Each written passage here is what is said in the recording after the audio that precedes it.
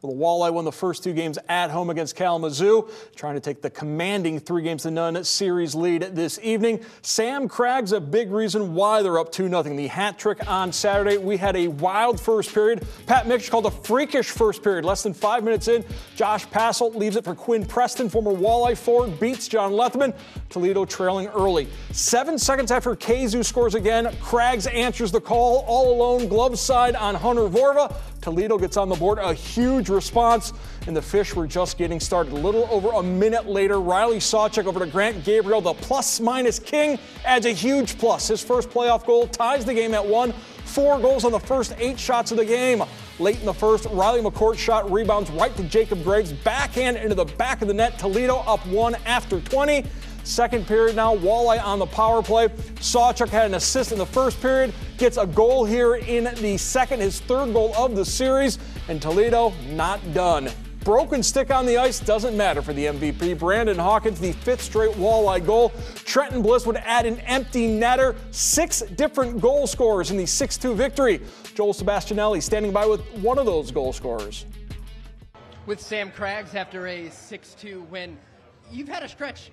4 goals on 4 shots, and you got things going for the Walleye tonight. What did you see on that scoring opportunity? I just knew I had to shoot it quick, and just saw a little room over the glove, and it went in. There was a good play, good transition, and got a step on the D-man.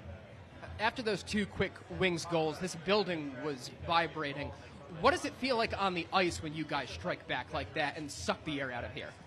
Yeah, it was definitely loud, but everyone on the bench was loud too. We were staying positive.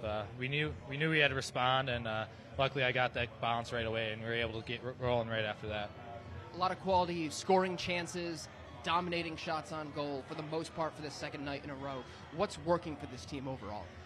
Everyone's going. We have 4 good lines. Everyone's rotating through, and anyone can score. As you saw throughout the season, we've scored a lot of goals, and that's what we're doing out here. We're trying to play our game. Got a little bit chippy there in the third. Do you expect to see more of that in Game 4?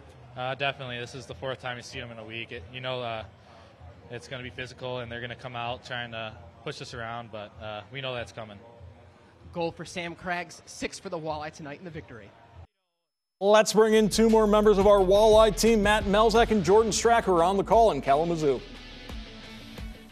All right, thank you. Back here at Wings Event Center. Jordan, this game really turned, because Kalamazoo got what they wanted. Yeah. They got the 2-0 lead. They were in great shape, but a great play by Brady Gilmore sets it up for Sam Crags. He scores 13 seconds after it went to 2-0, changed the game. Yeah, for sure. And I think that kind of encapsulated what this Walleye team has been all about throughout this year. There's no panic. These guys are willing to do whatever it takes to find a way to win. You saw that right after that second Kalamazoo goal. You fall behind 2-0. All the momentum's going one way. You're on their home ice, but then Sam Crags gets that huge goal, gets them right back in it, and then they tie it up and then take the lead by the end of the period.